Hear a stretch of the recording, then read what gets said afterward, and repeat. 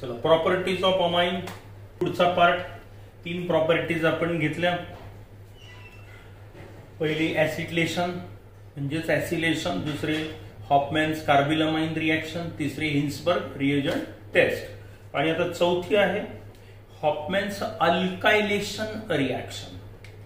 अल्कायलेशन म्हणजे काय? आता the replacement of hydrogen atom from amine by alkyl group R ClH2n+1 alkyl group called as a Hofmann's exhaustive alkylation reaction. असं या रिएक्शनचं पूर्ण नाव आहे, हॉफमॅन्स एक्झॉस्टिव्ह अल्कायलेशन रिएक्शन. काय आहे रिएक्शन मध्ये? When amines are heated with alkyl halide, then here hydrogen atom from amine get replaced by alkyl group and finally it gives quaternary ammonium salt. The reaction is known as a Hofmann's exhaustive alkylation reaction. काय होतं पहा, एक उदाहरण घेऊया आपण, तुम्ही दुसरं पण घेऊ शकता. Primary amine say ethyl amine, when it is heated with ethyl bromide, any alkyl halide RX, methyl chloride, bromide, iodide कोणताही घ्या, it is heated in alcoholic medium, then it gives here hydrogen atom get replaced by alkyl group. आता हा hydrogen item मी replace केला, एक alkyl group आणून टाकला, तिथे झाला इथे सेकंडरी अमाइन. हे होतं प्रायमरी अमाइन. आता हे कोण तयार झालं? Secondary amine. आणि बाय प्रोडक्ट कोणता आहे? आता इथे HBr हे लिहून टाकलं मी. प्रायमरी अमाइन पासून सेकंडरी अमाइन तयार झालं. आता दुसऱ्या स्टेप मध्ये हाई हायड्रोजन ॲटम निघून जातो, मग C2H5 nitrogen hydrogen C2H5 again same alkyl halide जे तुम्ही पहिल्या स्टेप मध्ये घेतलं ते.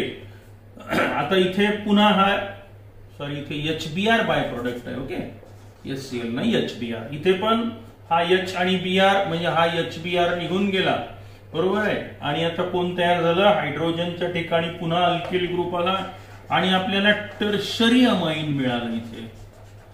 मग tertiary amine, the replacement of hydrogen atom successively by alkyl group called as a Hofmann's exhaustive alkylation reaction.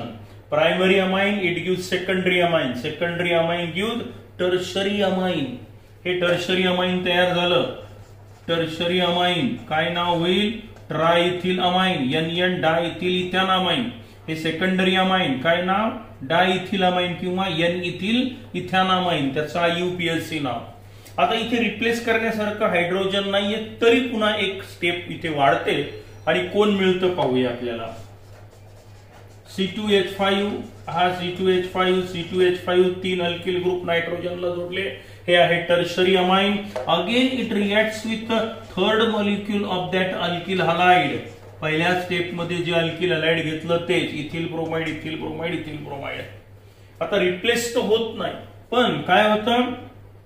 नायट्रोजनकडे एक लोन पेअर ऑफ इलेक्ट्रॉन असते, जसं अमाइन मध्ये आहे तशी इथे ती कायम आहे. आता हा नायट्रोजन ॲटम कोऑर्डिनेट बॉन्ड तयार करतो आणि एक सॉल्ट आपल्याला देतो. हा कोऑर्डिनेट बॉन्ड हा दाखवला तरी चालतो, नाही दाखवलं तरी चालतो. प्लस आणि इथे मायनस, हा Br मायनस लिहून टाकतो मी. प्लस मायनस हा क्वाटर्नरी अमोनियम सॉल्ट आहे. 4 अल्किल ग्रुप आले. पाहता याच्यात कोणते 4 आहेत? 4 इथिल ग्रुप आहे. समजा इथे जर NH4Br असतं तर तुम्ही काय म्हटलं असतं? इथे हायड्रोजन हायड्रोजन हायड्रोजन असतं तर अमोनियम ब्रोमाइड, बरोबर आहे. मग हे अमोनियम ब्रोमाइडच आहे, फक्त हायड्रोजनच्या ठिकाणी 4 अल्किल ग्रुप आले म्हणून याला नाव दिलं तुम्ही आता tetra ethyl ammonium bromide. Tetra ethyl ammonium bromide हा क्वाटर्नरी अमोनियम सॉल्ट तयार झाला. समजा तुम्ही जर इथे इथिल अमाइन घेतलं, इथिल अमाइनच्या ऐवजी मिथिल अमाइन घेतलं असतं तर पहा, दुसरं एक्झाम्पल घेऊ आपण. When methyl amine, then in first step we get ethyl methyl amine. दुसऱ्या स्टेप मध्ये काय झालं असतं, पुन्हा जो अल्किल हलाइड घेतला त्याच्यासोबत रिॲक्शन, हा इथे CH3 N ethyl N methyl ethanamine. बरोबर आहे. आता तिसऱ्या स्टेप मध्ये काय, हा मिथिल ग्रुप कायम. आता मात्र नाव बदललं असतं तुमच्या कंपाऊंडचं फक्त, बाकी काहीच नाही. आहे क्वाटर्नरी अमोनियम सॉल्टच. मग त्याला काय म्हणावं लागेल आता, 3 इथिल ग्रुप आहे, 1 मिथिल ग्रुप आहे, ईचा मान अगोदर, म्हणून try ethyl methyl ammonium bromide. Cl असतं तर शेवटी कोणाला असतं, क्लोराइड. मग या रिॲक्शनला नाव दिलं आपण हॉफमॅन्स एक्झॉस्टिव्ह अल्कायलेशन रिॲक्शन. अल्किल ग्रुपचं इंट्रोडक्शन होतं अमाइन मध्ये म्हणून. आता आपल्याला पुढची जी प्रॉपर्टी ती इकडे लक्ष केंद्रित करायची आहे या पार्टवर. याला काय म्हटलं मी, क्वाटर्नरी अमोनियम सॉल्ट, ज्याच्यात 4 अल्किल ग्रुप नायट्रोजनला जोडलेले असतात, समोर हॅलोजन ॲटम आलेला असतो. मग आता त्याच्यावर रिॲक्शन आहे. रिॲक्शन अतिशय महत्वाची आहे. ती यावर्षी परीक्षेत विचारली होती 12वीच्या. तर रिॲक्शन आहे हॉफमॅन्स इलिमिनेशन रिॲक्शन. पण ही रिॲक्शन काय आहे, आता आपली 5वी प्रॉपर्टी सुरू झाली, हॉफमॅन्स इलिमिनेशन रिॲक्शन.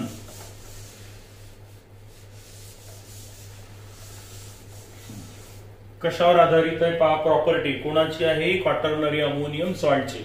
आता what is mean by quaternary ammonium salt. आपल्याला अमोनियम क्लोराइड माहिती आहे, हायड्रोजन हायड्रोजन एक कोऑर्डिनेट बॉन्ड असतो, हेही माहिती आहे. याला तुम्ही अमोनियम क्लोराइड म्हणता, NH4Cl. Ammonium chloride. NH4Br असेल तर अमोनियम ब्रोमाइड, NH4I असेल तर अमोनियम आयोडाइड, NH4X असेल तर अमोनियम हलाइड म्हणा. मग या अमोनियम हलाइड मधून बघा प्लस आणि हा मायनस, अमोनियम हलाइड जनरल. मग यामधले 4ही हायड्रोजन ॲटम निघून गेले आणि तिथे 4 सारखे किंवा वेगवेगळे अल्किल ग्रुप जर आले तर जो कंपाऊंड तयार होतो त्याला म्हणायचं आहे क्वाटर्नरी अमोनियम सॉल्ट.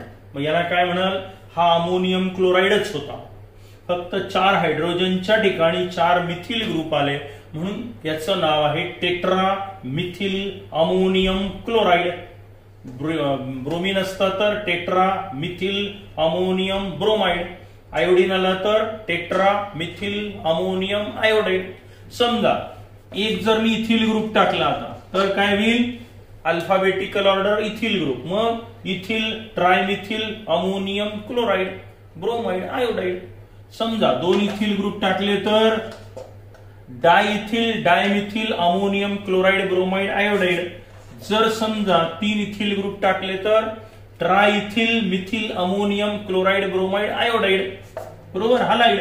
आणि 4ही ग्रुप जर टाकले मी तर tetra ethyl ammonium halide.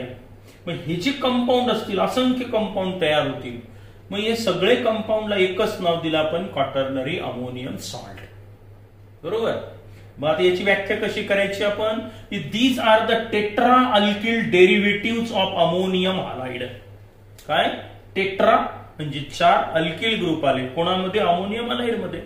These are the tetra alkyl derivative of ammonium halide because they are obtained by the replacement of 4 hydrogen atom from ammonium halide by alkyl group. मग हे झाले quaternary ammonium halide किंवा salt. Salt nature आहे त्याला, म्हणजे acid नाही, base नाही, salt आहे थोडक्यात. बरोबर. आता हे कसे तयार होतील पहा, हाऊ दे आर प्रिपेअर्ड. आत्ताच घेतलं आपण हॉफमॅन्स अल्कायलेशन रिॲक्शन, त्याच्या 4थ्या स्टेप मध्ये हे तयार झाले होते. मग तीच याची प्रिपरेशन, कशी प्रिपरेशन द्यायची आपल्याला पाहता वेळ ना.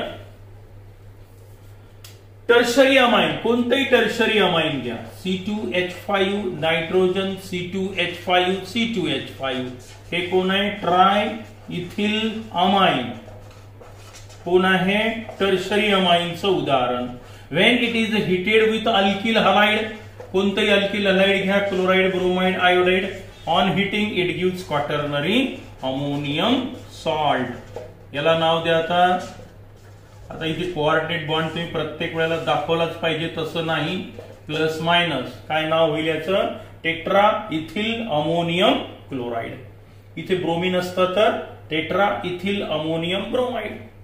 But tertiary amine when heated with the alkyl halide then quaternary ammonium salts are formed. ही झाली याची प्रिपरेशन.